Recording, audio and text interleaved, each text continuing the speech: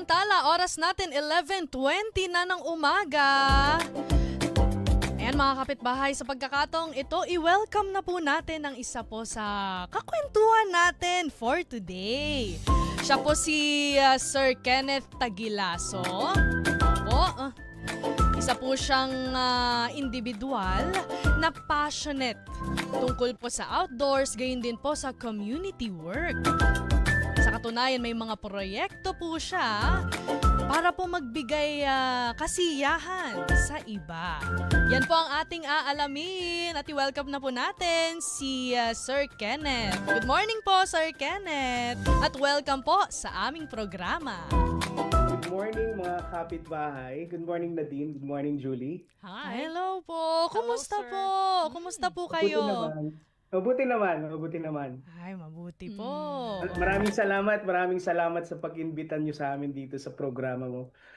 And I hope na during dito sa kwentuhan natin, meron tayong maibahagi, may kwento na totoong kwento ng buhay ng mga bata natin.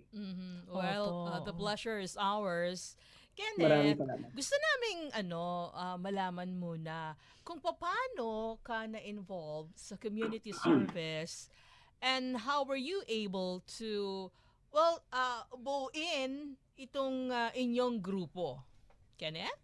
Okay. So, maraming salamat sa katanungan mo, Julie. No? So, basically, nagsimula ako being yung sa outgoing person na pagiging outdoor person natin. So, basically, yung mga gawain natin before na umaakyat ng bundok, pumupunta sa isang malayong lugar, tapos doon makikita natin yung iba't ibang kultura at mga pamumuhay at pamamaraan ng pamumuhay ng mga tao na nasa kabundukan, no. So kagaya isa sa mga importante at saka isa sa mga nakikita natin dito ay ang mga kabataan na yung mga musmos na bata na nakikita natin na hindi nakaka-experience ng yung mga garbong mga laruan, no, yung mga magagarbong pamaraan ng pamumuhay kagaya ng na-experience o nararanasan ng mga kabataan natin na nasa syudad at saka nasa mga bayan, no.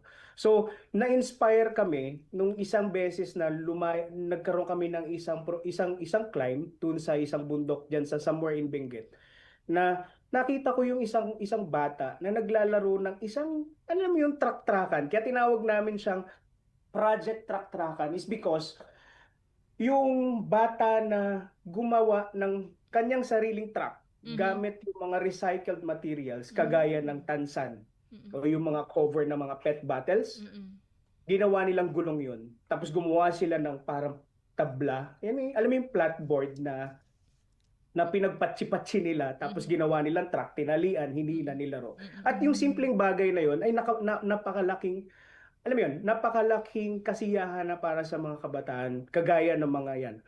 So, nagkaroon ako ng idea na bakit hindi natin gawin tong gawain na at least sa amin, magsimula kami sa pamilya.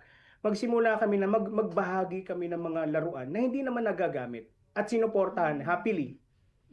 Sinuportahan naman ako ng mga kaibigan, mga kapamilya na kung saan nandun yung mga puso din nila, no? Yung gusto, layunin din nila na makatulong sa mga musmos na bata kagaya ng mga nakikita natin sa screen ngayon. Oo.